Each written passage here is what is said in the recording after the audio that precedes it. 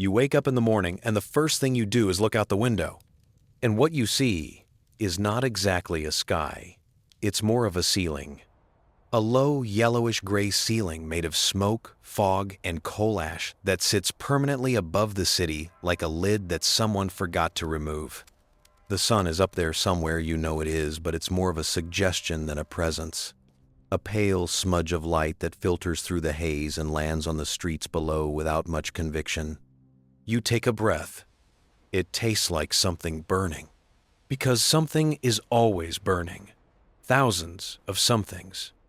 The factories along the Thames, the locomotives pulling in and out of the new railway terminals, the heating furnaces in the basements of the better houses, the open fireplaces in every room of every building in the city. All of them fed by coal. All of them exhaling the same thick, sulfurous smoke into the same shared air. Welcome to London in the middle of the Industrial Revolution, the most powerful city in the world, the beating heart of the British Empire, and one of the most polluted places any human being had ever lived in. This is the story of what that actually felt like. Not from the distance of history textbooks, but from the inside, from the lungs, from the skin, from the daily life of people who breathed this air, walked these streets, and called this city home. All of them, the rich and the poor, because the smoke, it turned out, did not particularly care about class. To understand what London's air was like in 1852, you first need to understand the scale of what was happening. Britain was in the full thrust of the Industrial Revolution. The country had more steam engines operating than any other nation on earth. Manchester, Birmingham, Liverpool, Sheffield, all industrial powerhouses. But London was different. London was the center of everything: commerce, finance, government, culture. And it was also, by 1852, a city of more than 2 million people. 2 million people heating their homes with coal. 2 million people cooking with coal. Factories burning coal. Breweries burning coal. Tanneries, glassworks, iron foundries, chemical plants, all of them operating inside the city limits, all of them burning coal around the clock. The result was something that Londoners had a word for long before scientists gave it a proper name. They called it the particular. A thick, acrid mix of fog and coal smoke that settled over the city during cold, still weather and simply refused to move. We would later come to call it smog, a word that wouldn't actually be coined until 1905, but the thing itself was very much alive in 1852. The worst episodes turned day into something close to night. People walked into lampposts, horses refused to move. Street vendors sold their goods by shouting because you could barely see a meter in front of you. Theaters canceled performances because the audience couldn't see the stage. This was not an occasional event. This was London in winter. This was Tuesday. Now here's where it gets interesting, and where the story splits in two very different directions depending on who you were. Because London in 1852 was a city of extreme inequality, and that inequality shaped everything about how people experienced the pollution. The coal smoke was the same smoke for everyone.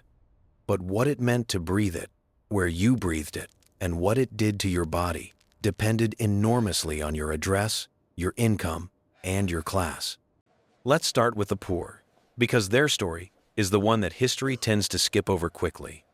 In the East End, in Southwark, in the Docklands, in the rookeries of Seven Dials, the overcrowded, crumbling neighborhoods where London's working class lived, the pollution was not just an atmospheric inconvenience, it was a permanent condition of existence. Workers in the factories were inside the source of the smoke itself, breathing coal, dust, and chemical fumes for 12 to 14 hours a day. The most dangerous were the trades that combined their own pollution with the general pollution of the city. Chimney sweeps, of course, but also workers in the gas plants that were spreading across the city to provide street lighting. Workers in the match factories where phosphorus poisoning was slowly killing people jaw by jaw. Workers in the dye works and bleaching plants, where the chemical smell alone was enough to make visitors retreat immediately. Outside the factories, the neighborhoods themselves were soaked in pollution. Streets were unpaved or covered in a mix of mud, horse manure, coal ash, and waste that produced its own toxic cloud when it dried and got kicked up by foot traffic. The houses were small, tightly packed, poorly ventilated, and heated by the same coal fires that everyone else used, except that in poor households, the fireplaces were smaller, the chimneys were often cracked or blocked, and the coal itself was the cheapest grade available, which burned dirtier and produced more smoke. Children grew up in this. Infants breathed it from their first days. Respiratory disease was so common in working-class London that it was practically considered a normal part of life. Chronic bronchitis was so prevalent that it would eventually be nicknamed the English disease by continental European doctors who observed it with some degree of horrified fascination. Now, let's cross the city. Head west, through the commercial districts, past the shops and offices, past the Bank of England and the gentlemen's clubs of Pall Mall, into Mayfair, into Belgravia, into Kensington, the wealthy quarters of London. Here the streets were paved. Here there were gas lamps on every corner, working properly. Here the houses were large, with high ceilings and multiple rooms, and servants to clean every surface every single day. Here the coal fires burned in beautiful marble fireplaces with proper chimneys and flues. And yet the sky above Mayfair was the same sky above Whitechapel. This is the thing that the wealthy Londoners of 1852 were beginning to uncomfortably realize. Money could buy you a cleaner house, a better fireplace, a servant to wipe the soot off the windowsills every morning. Money could buy you a carriage so you didn't have to walk through the worst air on the streets. Money could buy you a country house where you could escape for months at a time. But money could not buy you a separate atmosphere. When the particular settled over London, it settled over all of London. The wealthy experienced it differently. They had more buffers, more distance, more options, but they experienced it. The soot that settled on the curtains of a Mayfair drawing room every morning was the same soot. The smell that clung to clothes after a carriage ride was the same smell. The chronic cough that so many upper-class Londoners carried through winter after winter, the one that doctors politely attributed to the English climate, came from the same source. Let's talk about what coal smoke actually is, chemically, because understanding the science helps explain why this story matters so much. When coal burns, it doesn't just produce carbon dioxide and water like a clean combustion would. The coal burned in London in 1852 was mostly bituminous coal high in sulfur, tar compounds, and a range of organic chemicals. When it burned, it released sulfur dioxide, carbon monoxide, benzene, polycyclic aromatic hydrocarbons, and fine particulate matter, tiny solid particles, small enough to pass through the nose and throat and lodge deep in the lungs. None of these things had been properly identified as dangerous in 1852. The science of air pollution was in its infancy. Germ theory itself, the idea that diseases were caused by microorganisms, had not yet been widely accepted. The dominant medical theory of the era was miasma theory, the idea that disease was caused by bad air, specifically by the smell of decay and rot. The ironic thing about miasma theory is that it was wrong about the mechanism, but accidentally right about the direction. The people trying to clean up London's air and water because it smelled bad were, without fully understanding why, doing exactly the right thing. The smell and the danger were coming from the same source, even if the relationship wasn't the one they imagined. What doctors in 1852 could see clearly, even without the underlying science, was the pattern of disease. People who lived near factories died younger. Working-class neighborhoods had dramatically higher rates of respiratory illness, infant mortality, and chronic disease than wealthy neighborhoods. The evidence was in the burial records, in the hospital admissions, in the observations of physicians who worked across different parts of the city. Some of them were beginning to say so publicly. Edwin Chadwick's report on the sanitary conditions of the working class, published in 1842, had laid out the evidence in painful detail. The cholera epidemics of the 1830s and 1840s had shaken public confidence in the city's basic infrastructure. Change was coming, but slowly, and not yet in 1852. Let's come back to the streets, to the physical, sensory experience of moving through London in the middle of this. You step outside on a winter morning. The air is immediately visible, not in the dramatic way of a thick London particular, but in the everyday way that 1852 always was. A slight haze, a smell of sulfur underneath the cold, the kind of air that makes the back of your throat feel slightly coated after 10 minutes outside. By the end of a full day in the city, that coating has become something more substantial. A dryness, a faint metallic taste, the beginning of a scratchy cough that you've had every winter for as long as you can remember, and that you've simply accepted as the price of living here. The streets are loud. Iron-rimmed wheels on cobblestones produce a constant roar that reverberates off the brick walls of buildings packed closely on either side. Horses produce their own soundtrack, hooves striking stone, deep, rhythmic breathing, the occasional sharp whinny when a cart stops suddenly. Street vendors are calling out their goods in practiced sing-song. Newspaper boys are shouting headlines. A church bell somewhere marks the hour. Construction is happening somewhere nearby, as it always is in a city that is permanently building itself taller and wider and denser, and the sound of hammering mixes into the general urban roar until it becomes part of the background texture of existence. The smell is harder to describe than to remember. Coal smoke is the bass note, always, always the coal smoke.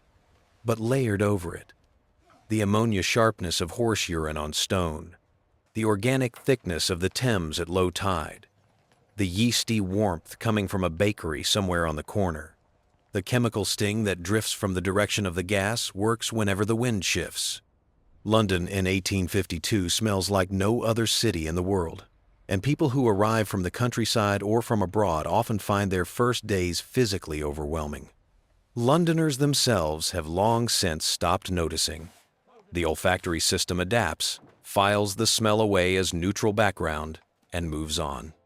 And the soot is everywhere, not just in the air, on every horizontal surface, on the windowsills, on the stone steps, on the leaves of the few trees that have managed to survive in the city, on the faces of the people who work outdoors, on the walls of buildings, which in another city might have been pale stone or red brick, but in London are universally darkened to various shades of gray and black.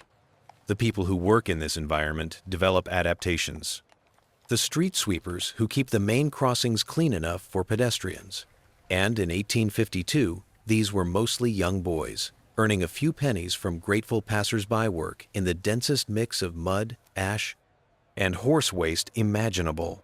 They are blackened by noon and entirely used to it. The chimney sweeps are darker still. The use of climbing boys to sweep chimneys from the inside had been officially restricted by law, but enforcement was poor, and the practice continued.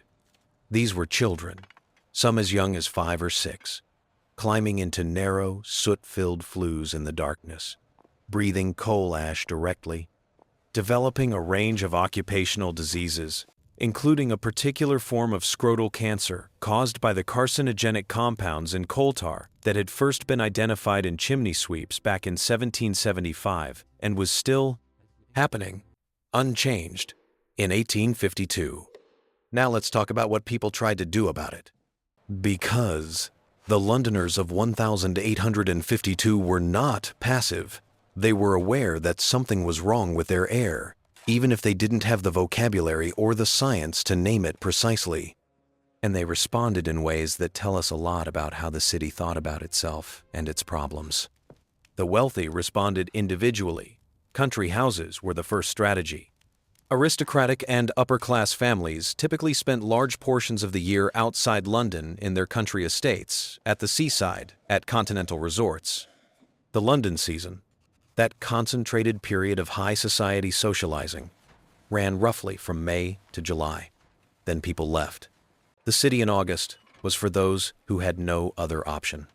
For those who stayed, domestic management became a form of defense against the pollution. The elaborate cleaning routines of wealthy Victorian households, the daily dusting, the weekly polishing. The regular washing of curtains and upholstery were in large part a response to the permanent infiltration of soot into every domestic space. Servants weren't just markers of status. They were a practical necessity in a city that produced this much atmospheric dirt. Plants, interestingly, were one of the casualties of urban wealth in 1852. Wealthy Londoners who tried to maintain gardens and houseplants found it enormously difficult. The combination of coal, smoke, and reduced sunlight, the particular, could cut incoming solar radiation by a significant fraction, made growing anything in central London a genuine horticultural challenge. At a collective level, there were early stirrings of what we would now recognize as environmental regulation. The Smoke Nuisance Abatement Act of 1821 had attempted to restrict industrial smoke in London with almost no effect. A revised version was passed in 1853, just 1 year after our story, and was equally toothless. The problem was that coal was the engine of the entire British economy. Restricting it meant restricting growth. And in 1852, growth was the god that nobody was willing to challenge. There was also the question of who got to define the problem. The factory owners who sat in Parliament were not particularly motivated to legislate against themselves. The working-class communities most affected by industrial pollution had no vote. The Reform Act of 1832 had extended the franchise, but nowhere near far enough to give the men of the East End any real political voice, let alone the women. The science that might have built a compelling public case was still too fragmented, too contested, too easily dismissed by those with an economic interest in dismissal. So the reforms that came were small and slow and almost always too late. A few inspectors were appointed. A few factory owners were fined token amounts. Reports were written, read by a handful of people, and filed away. Meanwhile, the coal kept burning, and the particular kept settling. There is a particular quality to living inside a problem that you can feel but not fully name. And this is perhaps the most human part of the London coal smoke story. The people of 1852 knew something was wrong. They could taste it. They could see it in the death rates. They could feel it in the winter coughs that lingered until April. They looked at their blackened buildings and their gray skies, and they understood on some level that this was not how cities were supposed to be. But they also lived inside a narrative of progress that made it very difficult to name the problem clearly. The factories, the railways, the steam engines, the constant construction, all of this was proof that Britain was winning, that the empire was expanding, that wealth was accumulating, that the future was being built right here, right now, in these streets. The smoke was the price of that, or so the story went. And the people who paid the highest price, the workers in the factories, the children in the chimneys, the families in the overcrowded East End neighborhoods, had the least power to change the story. That is not unique to 1852. That is not unique to London. It is perhaps the oldest pattern in the relationship between human industry and human health. The people who benefit least from the pollution bear the most of its consequences, and the people who benefit most find ways to not look directly at what they are doing. There is one more layer to this story that deserves its own moment. In 1852, Londoners were not just breathing the same air, they were also, in a very real sense, becoming the same color. Coal soot darkens everything it settles on. Buildings, as we said. Streets. Trees. But also skin. Also lungs. Researchers who have studied the preserved lung tissue of working-class Londoners from the Victorian era have found lungs that are visibly blackened, not in the dramatic way of a coal miner working underground, but in the accumulated, chronic way of a lifetime of city air. Wealthy Londoners who could afford doctors and who had their health documented show the same pattern, to a lesser degree. The particular was not selective. It entered every set of lungs in the city. There is something quietly equalizing about that, even in the most unequal city in the world. The banker's lungs and the factory worker's lungs were both darkening with the same coal ash. Even if the banker could retreat to the countryside for 6 months of the year and the factory worker could not. The story of London's coal smoke does not have a clean ending because it didn't end in 1852. It got worse before it got better. The famous Great Smog of December 1952, exactly 100 years after our story, killed somewhere between 4,000 and 12,000 people in a single week, depending on which estimates you use, and prompted the Clean Air Act of 1956, which finally began to push coal heating out of the city. That's a century of the same problem, escalating, being partially addressed, growing again, until a single catastrophic event forced the issue. The people of 1852 were not at the beginning of this story. They were in the middle of it. They had already been breathing this air for decades. They would continue breathing it for decades more. But 1852 is a useful moment to stop and look carefully, because it's a moment when the city was self-aware enough to know something was deeply wrong, economically successful enough to believe it could solve the problem if it wanted to, and politically unwilling to do what solving it would actually require.